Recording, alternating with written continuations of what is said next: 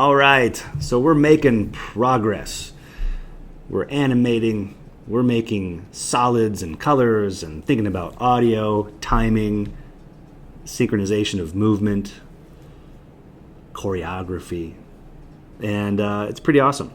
We're going to take a step forward working still within After Effects, looking at shape layers, how to make custom shapes, squares, circles, stars, polygons, etc., and then controlling our custom shapes by using the pen tool, where we can basically create any sort of form that we're interested in. This is going to be a lot like working in Illustrator.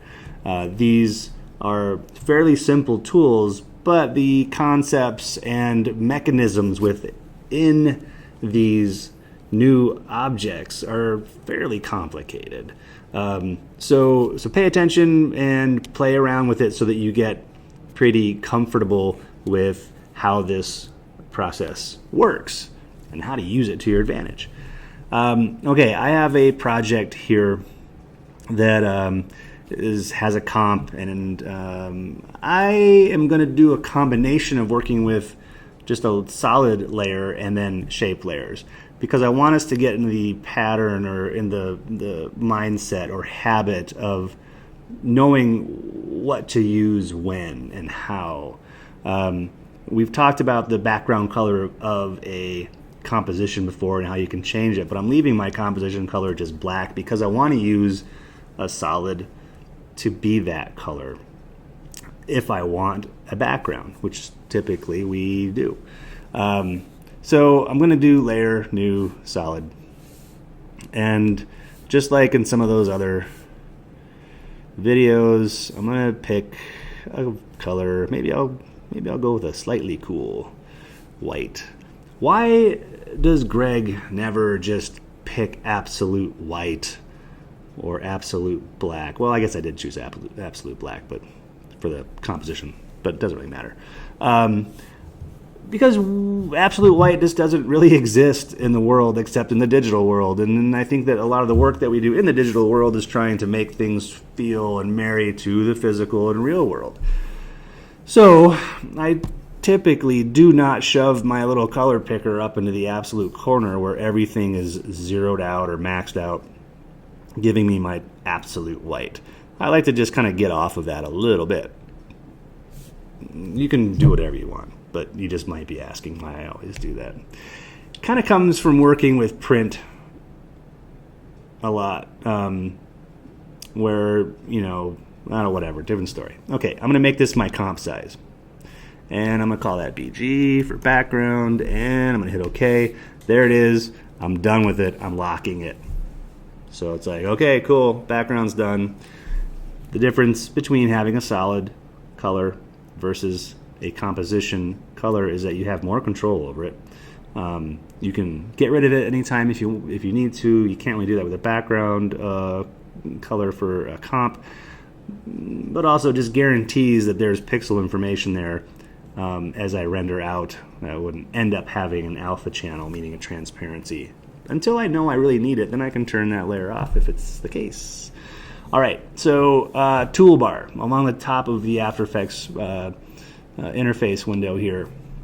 We're moving over to the shapes, and the one that you'll see probably by default, if you haven't messed around with this at all, is the rectangle. But if you click and hold on that, you'll see that there's the rectangle, the rounded rectangle, the ellipse tool, the polygon, and the star. So these are the 5 different types of shapes that you can draw, and you can do a fair amount with the bottom 2. The top 2 are basically what you'd expect, a rectangle or an ellipse, like a circle. So if I just select the rectangle tool, notice along the center area of my attributes bar up here that I have some options about a fill and a stroke, and this ends up being a lot like Illustrator, where you have control over, do you want to fill? Do you not want to fill? Do you want a stroke? Do you not want a stroke? Do you want both of them? What colors do you want? What are the behaviors of these things? So there are 2 things to look at and click on per each attribute. So fill, if I click on the word fill, it opens up my fill options. The options have options about what I want my fill to look like. And the first one is, I don't want to fill. And if I choose no fill and hit OK, then I get the little red slash through this setting, meaning whatever I draw will not have any sort of fill color to it. If I go back, if I go back into that word fill, open up those fill options, I can choose a solid. So that would mean that if I click OK, I can now choose the color for that solid that I would like. And, I've just kind of I'm on a kick with some of the same colors. I don't know why. It's fine. It's where I'm at. So now my shape will be purple. If I were to choose a linear gradient or a radial gradient, I'll just do linear for now, and I click OK, the purple little swatch goes away. I can click on that swatch, and then I can assign what values I want for my gradient. Now, there are 4 little slider tabs here. The top is about transparency or opacity. The bottom is your color. So what color are you starting with? What color are you ending with? And do you want any values of transparency along the way? By default, it's going to be set to 100 and 100. But if I want to change my colors and I kind of go back to one of those purpley values, and then see how I'm just clicking on those little stops and it changes and updates. I'll go to like a red. Maybe I'll even warm that up a little bit. So now I'm going to have a gradient going from purple to this sort of deep orange. This is my gradient. I can change the location of these stops. So my gradient is more in the center of my object, while there will be more purple and more orange on the sides or edges. Or I can spread it out during the whole thing. Or I could say I'd like to transition faster to orange from purple just by moving my center location, which defaults to 50. Can I get it? I did. And then your opacity is, you click on the opacity stop, and then you can change what that opacity looks like if you wanted some transparency in there. Okay, so that's the radial gradient, and then, whoops, I keep doing that. If I click on the fill, open that back up, and then I get, that was my linear gradient. Now I got my radial gradient. This means that it'll be a gradient that goes from the center of your shape outwards, and you can change those colors. I'm not interested in gradients right now. Gosh, I keep doing that. You're going to do it too. Click on the fill, go back to solid color. It remembers that I was using that purple value. That's great. Stroke, if I click on the word stroke, it opens up stroke options. I can decide if I want my stroke to be a solid color or a gradient. I'll just choose solid for now. Now that I have a stroke assigned to my shape, I can decide what color I would like that to be, and then also what weight, thickness, how fat I want that stroke to be around my object. Okay, so right now, if I were to draw a rectangle on my canvas, it's going to be filled with purple, and it's going to be stroked with a sort of a rich dark orange. So now I just have to draw that shape. So I can draw it anywhere I want. And this is what's going to happen. This is tricky. Notice, as soon as I start drawing, I can keep drawing and make it however big or, obtuse or whatever I want. If I hold down Shift, it keeps it constrained as a square, so its dimensions are the same. And then I'm not letting go yet. I'm still drawing. There is this weird thing, Adobe, about drawing shapes, and that is if I were to draw my shape over here and let go, my anchor point is still in the center of my comp. It's not in the center of my shape. It drives me batty. I don't like that. So I always have to, because I'm so like OCD type A. So if I'm drawing a square or a shape, I just hit undo. Typically I'll be like, okay, I need a square or whatever, and before I let go, I'm going to press space bar, and that means you can move it around in there, and I'm just going to sort of eyeball it so that it's kind of over the center of that anchor point. And now when I let go, I just hit spacebar. The anchor point's kind of in the center of it. I prefer to start off with my anchor points in the center because of things like scale and rotation and whatever. So there it is. There's my shape. My shape is purple and it has a red outline. You can't tell, partly because that stroke is so small. So while it's still selected, I could come and say I want my stroke to be, somewhere around 50. 50. Now I can really see it. I'm not a big fan of strokes in my motion graphics. I don't know why, but I'm not. But here's the thing. We now have a rectangle or a square, has a color, has a stroke. At any time that this is selected, I can go change this information. I could say, you know what, strokes, oh yeah, I'm not into it, see ya, and it's gone. Or if I need one and I don't have one, I just click on stroke and say, yeah, let's do that. Or it's too big, I'll tone it down a little bit, or I need to make it, a different color or something. So while it's selected, you can modify all that stuff. I could also say no fill. And now I just have an outline of this square, and it's transparent in the middle. Okay, so now what has happened, if I look in my timeline, I have my shape layer 1. It'd be a good time to name it if that is going to be helpful in your organization. And it has a new attribute in the timeline information called contents. And the content is the shape, and the shape has a lot of information in it. If I open up rectangle 1, we can see that there's something called a rectangle path. There's something called the stroke, the fill, and then the transform. So shapes themselves have their own transform. This gets kind of interesting because the layer also has transform. So there's two transforms. One of them pertinent only to the shape itself, and the other one has to do with the layer, and the layer has a shape in it. So you can transform the transform, if that makes any sense. You can double transform. You're doubling down on your transform. So under rectangle path, if I open that up, I have a size. So I can change my size, and that's also keyframeable. I have position, so I can change the position of this around. This is only the path.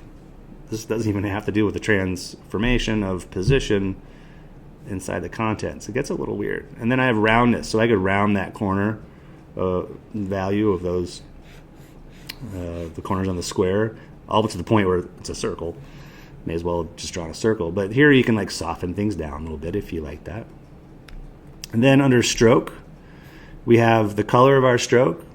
We have the opacity of our stroke, so I could lower the opacity of that. That gets interesting. The stroke width I can change.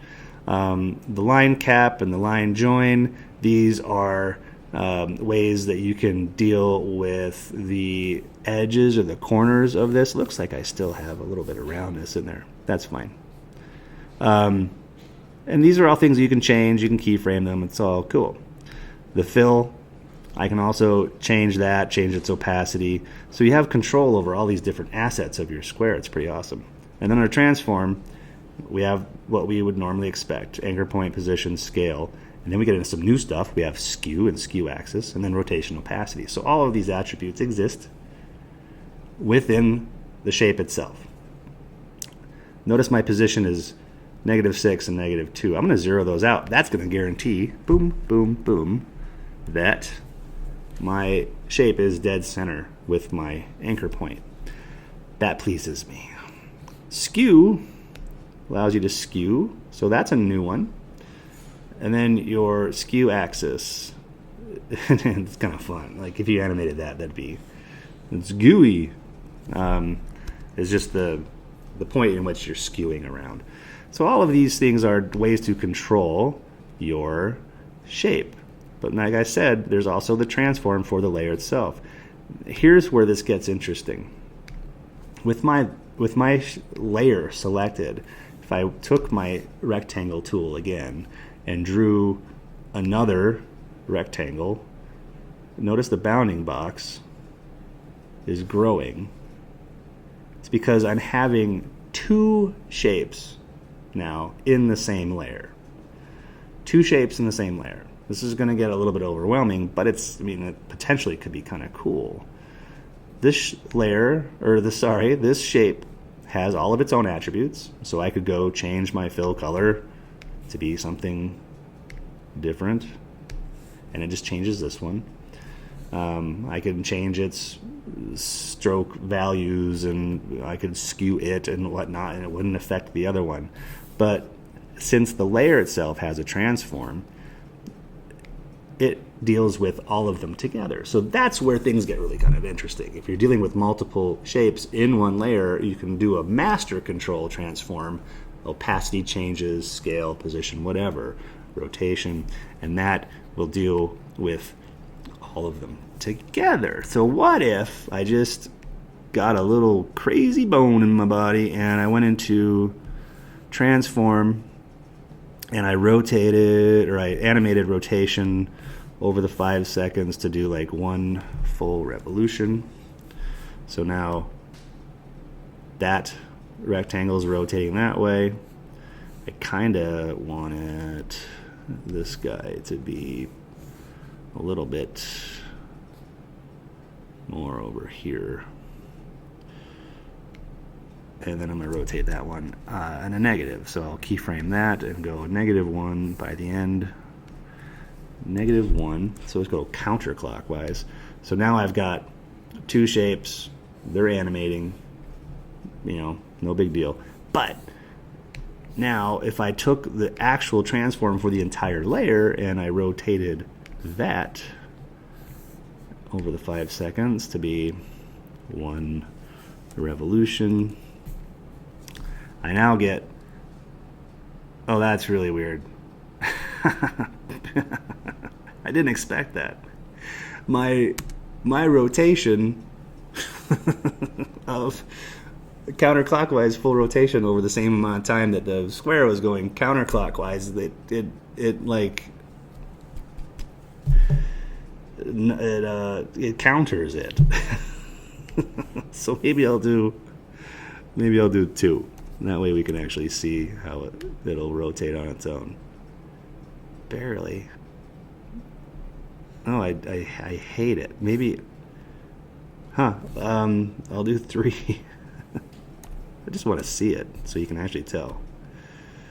Yeah, you really can't tell. You just can't tell. Anyways, they're doing their own thing together on their own, and then the master is also rotating it. I hope that was understood. So anyways, anytime that you might be like, no, I don't like that second one in there, I only want the one, you can just delete it, or you can turn it off. So I have, like I said, some type A kind of OCD things, and I'm not a huge fan of shapes being within the same layer. I like shapes to be on their own. So I'm just going to delete that whole thing and sort of start over so that we can talk about other shapes. And I don't want a stroke because I just don't, it's not my aesthetic. So obviously a rounded rectangle is just going to do a rounded rectangle for you, but we know that a regular rectangle can be rounded if you go into those settings.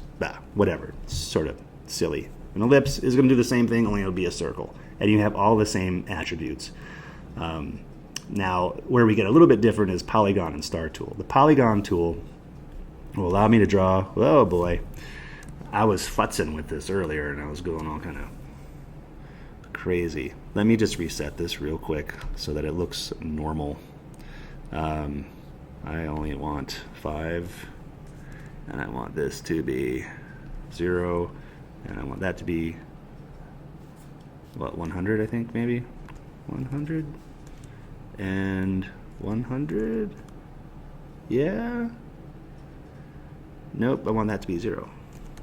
Okay, great. All right, that is done. Now I'm just going to draw it again. See how I get to problem solve on the fly. Oh, gee, you're such a jerk. Why are you such a jerk? It's fine. You're going to see a funky shape. This doesn't look like a polygon, Greg. That is because, all right, I'm drawing a polygon. It's a fill, and it should be just a pentagon, 5 sides. It is, but it has a lot of settings changed to it. And what I was doing was I was messing with my arrows on my keyboard. So if I go down, I'm decreasing the amount of sides. So this might be 4 or 5, I don't know, somewhere in there. And then if I press left or right, it changes the roundness of those corners, and you get, let's see if I can get there. Am I going to get there eventually? Like right there. All right, boom, there's my pentagon. I did it. So this is what you should normally see until you start playing with those arrows. And this is a 5-sided shape. Now if I go up in my arrow, I can say I want more sides, or I can go down and say I want less. So I can do a triangle with 3. Okay, so you can pick the amount of sides you want. Well, I still haven't let go of my stylus yet. I'm still drawing this thing, so it's still happening. Get used to that. That's a good practice because it lets you get what you want before you let go.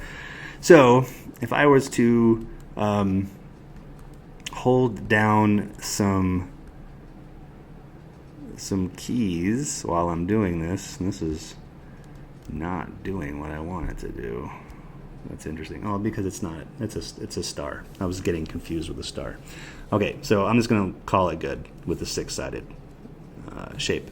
Now if I open that up, my Polystar Path has how many points, what the position is, with the rotation, my outer radius, and my roundness. So the roundness is doing the thing that you were seeing earlier, where it was kind of like turning into some really funky stuff.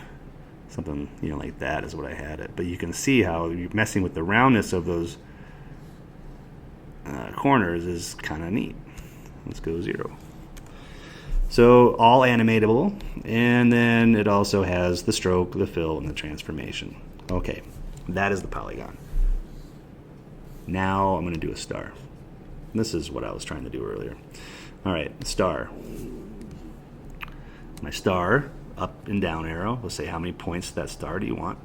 So you get some pretty cool shapes in there. And then if I hold down Command, it changes my outer radius.